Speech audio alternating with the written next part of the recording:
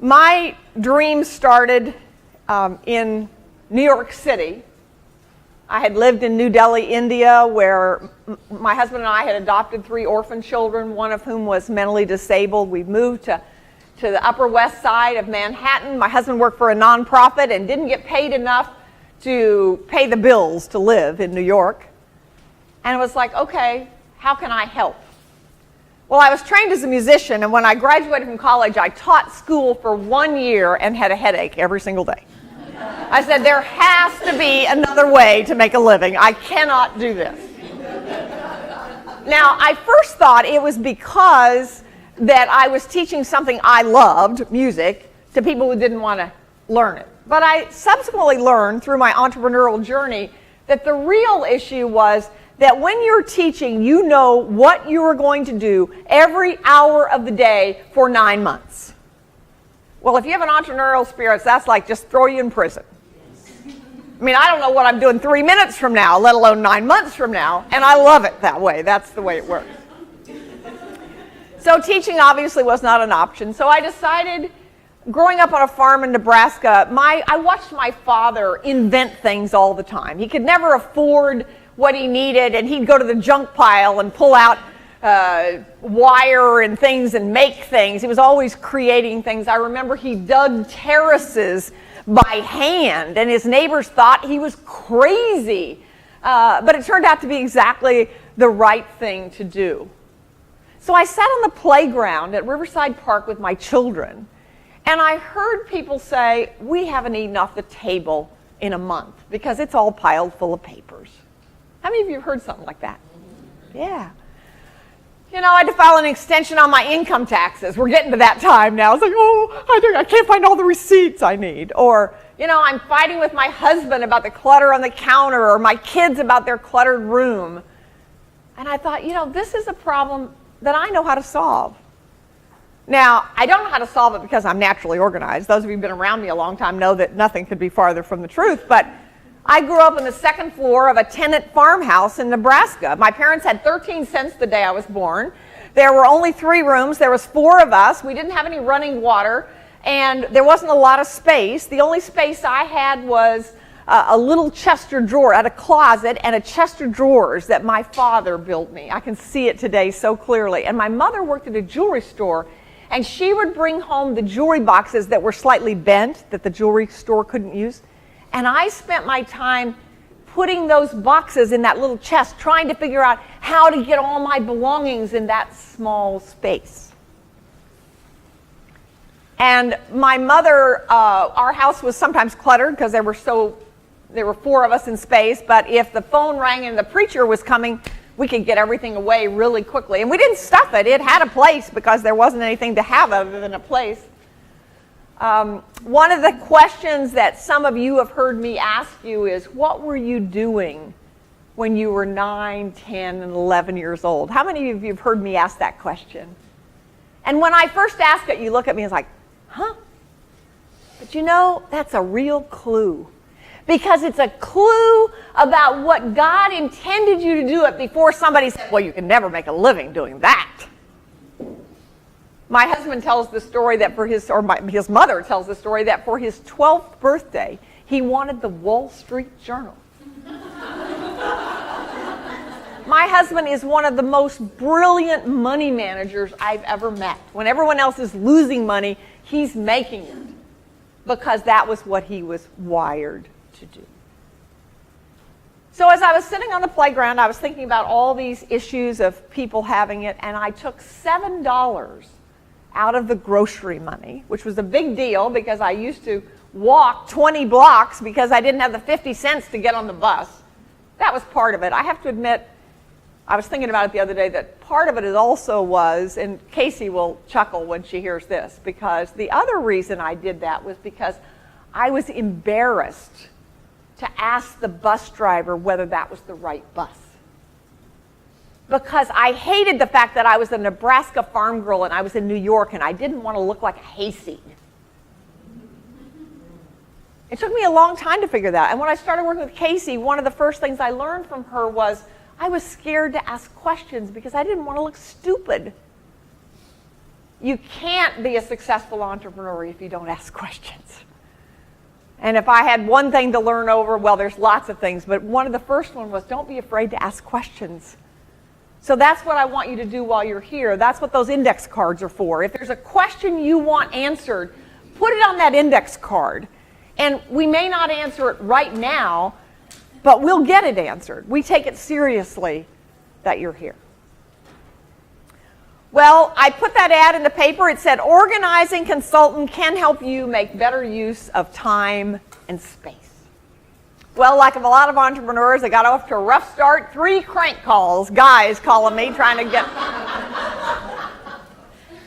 And the 4th call was from a widow, 58 years old, whose husband was an attorney. And like the shoemaker's kids with no shoes, it was the attorney who died without his own affairs in good order. He was at the desk at house looked like many of those desks that you guys have been organizing for years.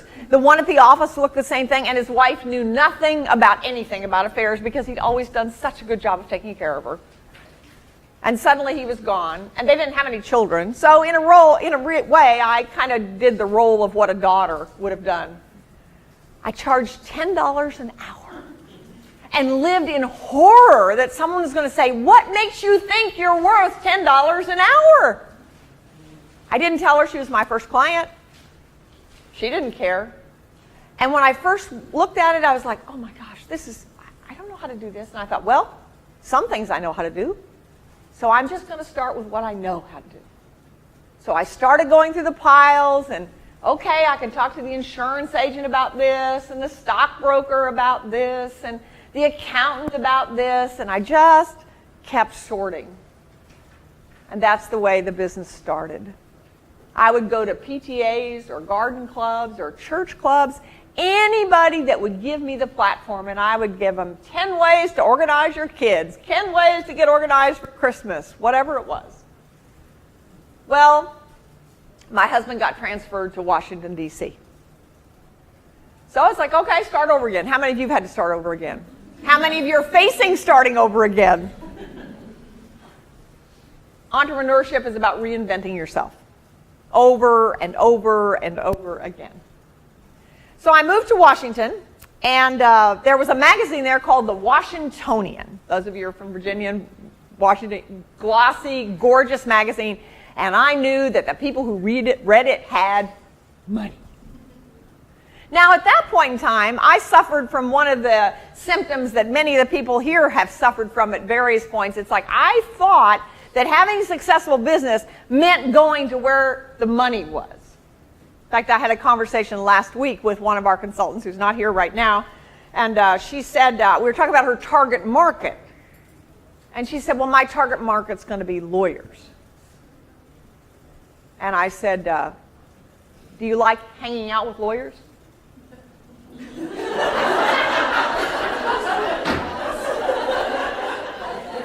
I kind of looked at the look on her face and could see that really wasn't true. And there was this kind of long pause. And she said, well, not really. Then I said, that's not your target market. Because your target market is hanging out with people you like to hang out with. And some of you in this room I've been hanging out with for years, and I love it. Well, in any event, I saw the Washingtonian. Ann Zimmerman was the editor. I called her, made a cold call on the phone, said, I just moved here from New York City, and I have a service I think would be of interest to your readers. She listened to my story for 45 minutes and said, I'd like to do a story. I want to send a photographer. And they sent a photographer to my office, and they took a picture of me sitting on a filing cabinet and said that for $10 an hour, there was a section called Best Buys, and it said for $10 an hour, you could get Barbara Hemphill to come into your house and organize your filing system. Well, that was my start, and one of my very first clients was Jean Wiener Bell. Jean Wiener Bell had been traveled all over the world She lived in this gorgeous mansion. She had lots and lots of stuff, but she also owned a PR company. And she helped me design my very first brochure. You can't see it from here, but if you want to see something funny, just come up and look at my picture.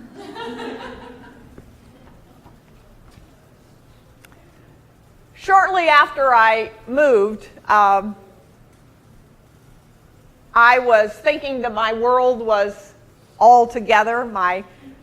We'd moved into a house in Northern Virginia. I remember calling my mother and saying, we just moved into a house that I could live in for the rest of my life. The sinks are shell-shaped. And my daughter with special needs had gotten into a school. She was doing really well. I had this little organizing business that was making a few $100s a month. It was just enough to subsidize my husband's income. I remember being in an airplane over St. Louis and looking out, and the sky was blue and the clouds were fluffy, and I'm thinking, wow, this is my year.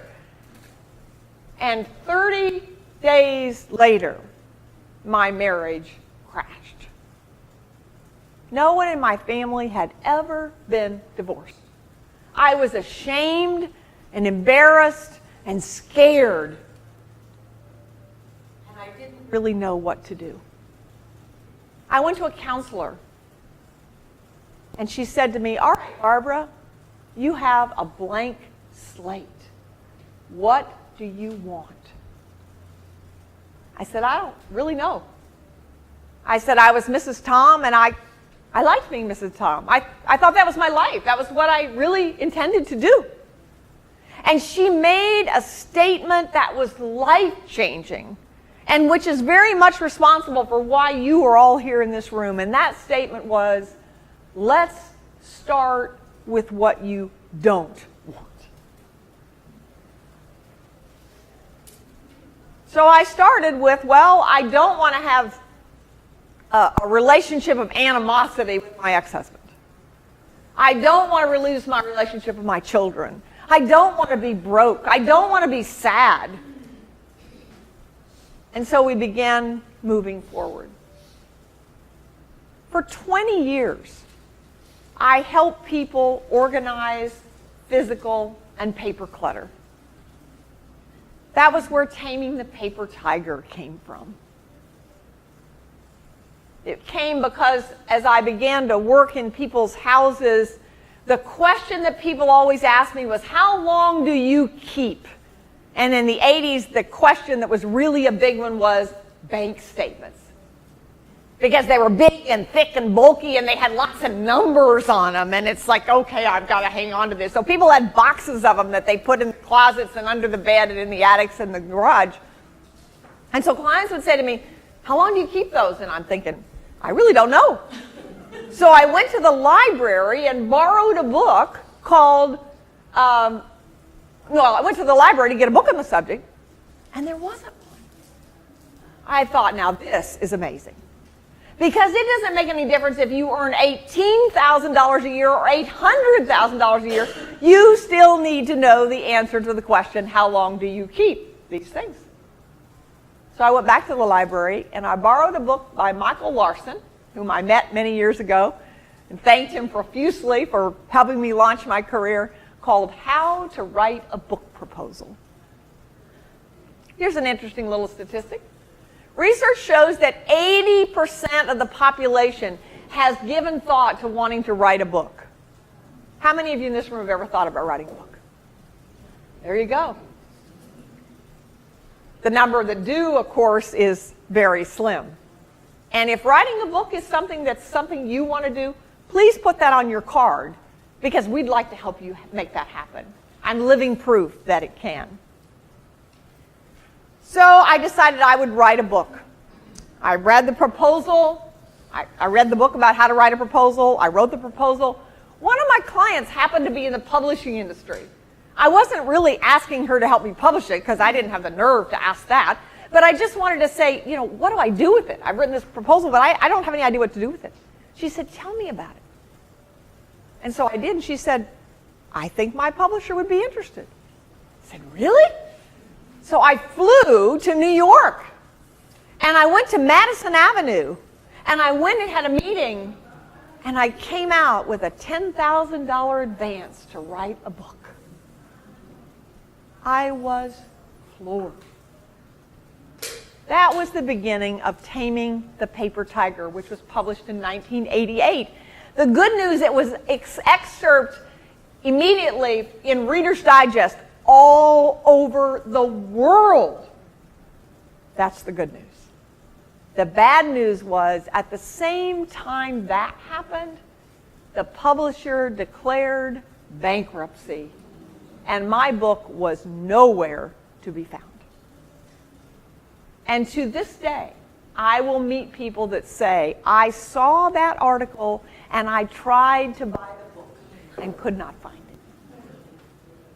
So then I had to go back and figure out what I'm going to do now, and the publishing company owned the rights to the book. So in order for me to get my book back, I had to buy it back. I borrowed money from the bank, bought my book back, then I figured out, now I had to figure out how to pay the bank back. There was at that time a catalog called Viking Office Supply, and on the front of it was a picture of Mr. Irwin Helford. And it said on there, if you buy $100 worth of office products, we will send you a clock. I thought, now wait a minute. If he's buying clocks to give away to his customers, why wouldn't he buy my book? Because my book talks about the things that he's selling. He was in California, and this was the ways before answering machines and all those things that keep people away. And I knew that if you called an executive early in the morning, there was a good chance you'd get him because his secretary wouldn't be there yet. And that's exactly what happened. I kept calling, and I got Mr. Helford on the phone. I said, Mr. Helford, my name is Barbara Hemphill, and I have written a book that talks about the products that you sell. And I see that you give clocks to people who buy products. Why wouldn't you give them my book? Because it will make them want to buy more products.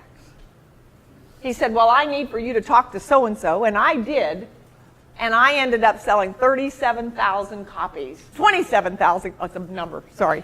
27,000 copies of that book.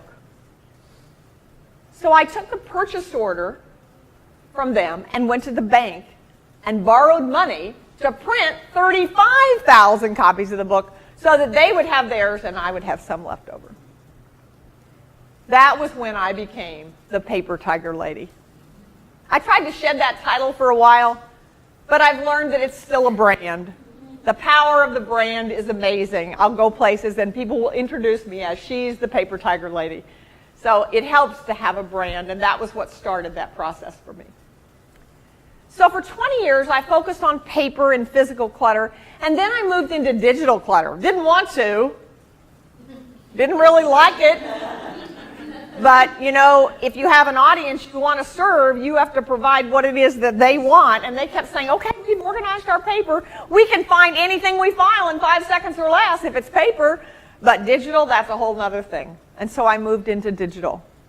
Brought a lot of people with me, and there's a lot of those people in the room now that when my clients call me and they want help with digital, it's not yours truly who does it, it's the people in the room who do that. Together we are better. But in recent years, I've learned that the clutter that truly prevents people from accomplishing their work and enjoying their lives is spiritual and emotional. My company's called Productive Environment Institute. That's a very intentional name. I'm all about productivity, and I'm all about the environment, and I'm all about learning. So Productive Environment Institute embodies that. But the key is your environment is everywhere. It's your clothes closet. When you get up in the morning and you go to get dressed and you can't find that favorite suit that you want to choose to go with that suit, that's not a productive environment. In fact, I've written an article called How to Make Your Clothes Closet a Productive Environment. It is my most requested handout. And actually, the clothes closet is where all of this started. because the 4 words that have embodied my business is that clutter is postponed decisions. I learned that from clothes closets. Clothes closets fill up because you have not decided yet whether you're going to lose the 10 pounds you need to lose to get back into that suit you love so much, or what to do about that exercise equipment. It looked great on the shopping network, but been a long time since that's been out of the closet. And then there's the candlesticks you got from Aunt Sally. You know, you love Aunt Sally. I mean, she is such a dear, but those candlesticks are not really your style.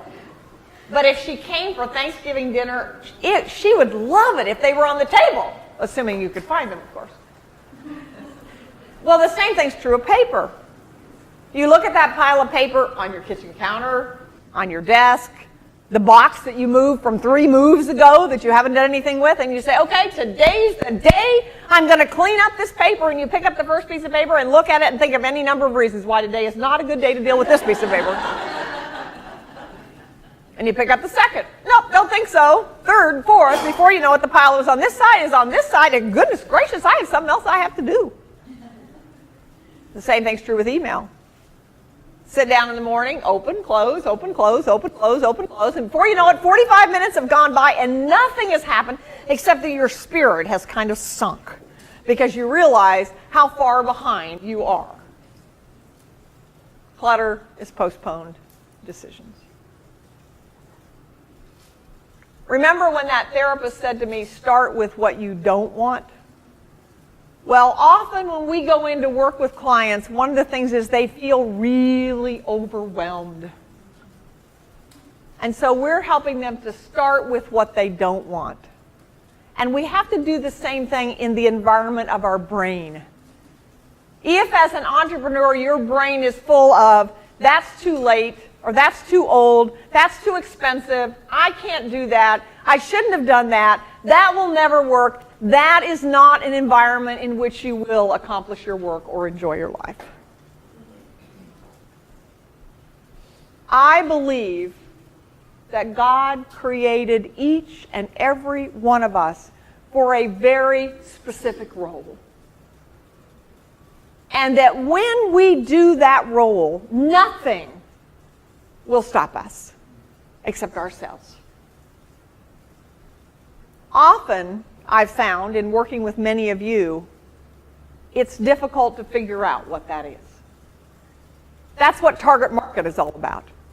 In the organizing productivity industry especially, people said, but everybody needs what we do. That's true. They do. But they need a different part of what you do, delivered in a different way. When in June of last year, I was having a conversation on the telephone with my long-term friend and colleague, Louise Wanier. Some of you in the room know her because we worked with her when we were working with Taming the Paper Tiger, organizing paper, and she was working with a program called NFISH, organizing digital information, and we worked together, and we become fast friends. And I was having a conversation with her, and I said to her, you know, Louise, I want to write this book. There's a book that I want to be my legacy. In the 37 years I've been doing this, there are a series of principles, starting with clutter's postponed decisions and ending with together we are better, which are timeless. They will be just as true 200 years from now as they are now. And I want to get those principles into a book. And she said, well, you have the condo at Carolina Beach. Why don't you just go to condo and hole yourself up for a couple weeks and write it? I said, I can't do that. She said, why not? I said, because this is not a how-to book. I've written the how-to books. Organizing paper at home, what to toss and how to find the rest. If you read that book from beginning to end and you do it, it works. We have thousands of people who've told us that. But this book is a why-to book. So she said, tell me what the book looks like. I said, well, it's 6 inches square. It's less than a half inch thick. It has more white space than print, and you can read it in less than an hour. She said, well, look at the book and tell me, what does it look like? Or how does it make you feel? I stopped for a minute, and I said, peaceful. She said, okay, open up the page. Tell me, what does this make you feel? I said, hopeful. She said, turn to another page. Tell me what it makes you feel. I said, energetic. She said, why don't you fly out to Pasadena to my studio and let's write it? Because I had said the reason I was writing a Y2 book was it had to have art, because it had to touch the heart. It had to touch the emotions, and it needed art in order to do that. So when she said, why don't you fly out to my studio and write the book? I said, are you kidding? She said, no. I said, well, what's your calendar look like in July? And she said, I'm free July 21st, 22nd, and 23rd. And I looked at my calendar, and so was I. It was the only 3 days in July I could have flown to California. And not only that, but Judy was here, and I was taking her to the airport on the 20th, which meant I drove to the airport. Judy went that way, and I went that way. I knew God was at work. The result of those 4 days was this book. If I die tomorrow, I believe this is the reason I was put on earth. And I was put on earth to put these principles together so that you could understand them, so that you can apply them to your lives, so that you can figure out what your purpose on earth is, that you can get rid of the emotional clutter that prevents you from accomplishing your work and enjoying your life. And then you will do far greater things than I have done or will ever do. I read that in Google in January, in the how-to searches, how to declutter was number 14. There's an immense amount of discussion about decluttering these days. In fact, on the cover of the Wall Street Journal, the cult of tidying up. What is interesting to me is that most of the discussion around clutter relates to personal clutter. But it is my observation that business clutter is costing our world millions and millions and millions of dollars. And my passion is to connect with you, to help you identify what is the audience that you can connect with. And many of those are in businesses. I want to read a letter that one of our consultants got. This was a letter written not to me, but to one of the people that I've trained after they did a productive environment day. I cannot thank you enough for spending the day with us and helping us create a more productive environment. I could go on forever about how this has and will impact us. So allow me to bullet point here. Number one, it was a team building day. As a small business owner, that says plenty. To see your folks work together toward a common goal is a great thing. Two, the office feels lighter. So much stuff is gone, uncluttered. We've been here but a year, and we took out armloads of trash, not to mention shredding. Three, processes and delegation are smoother, and I don't feel like we have our tail feathers hanging out there so much. Four, from a compliance standpoint, perspective, holes have been filled. All of this, and to top it off, it was great fun. We have penciled in 2 of these events a year. I cannot begin to tell you how important it was. I would venture a guess that there isn't a company out there that couldn't use your services.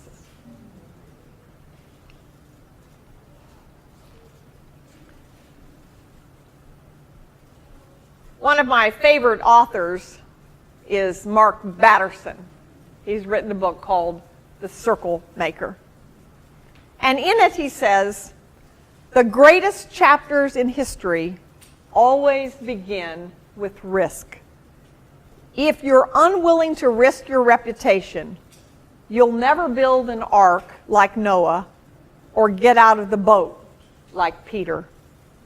You cannot build God's reputation if you're not willing to risk yours. Being an entrepreneur involves taking a risk. You took a risk to come here, but I promise you that God has a very specific intention for your life.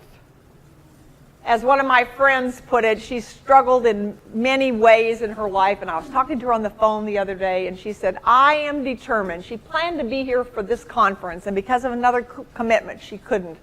But she said, I will be at the next one. She's a woman who actually won the lottery at one point and lost it all and ended up homeless. And now she's back on track, and she said, I am determined I will join you because I am an eagle. Eagles don't belong in snail shells. I thank you for coming today to take this risk, because I know that God has an intention for you. And it is my desire to do whatever we can to make that intention come true so you can accomplish your work and enjoy your life and empower others to do that personally and professionally.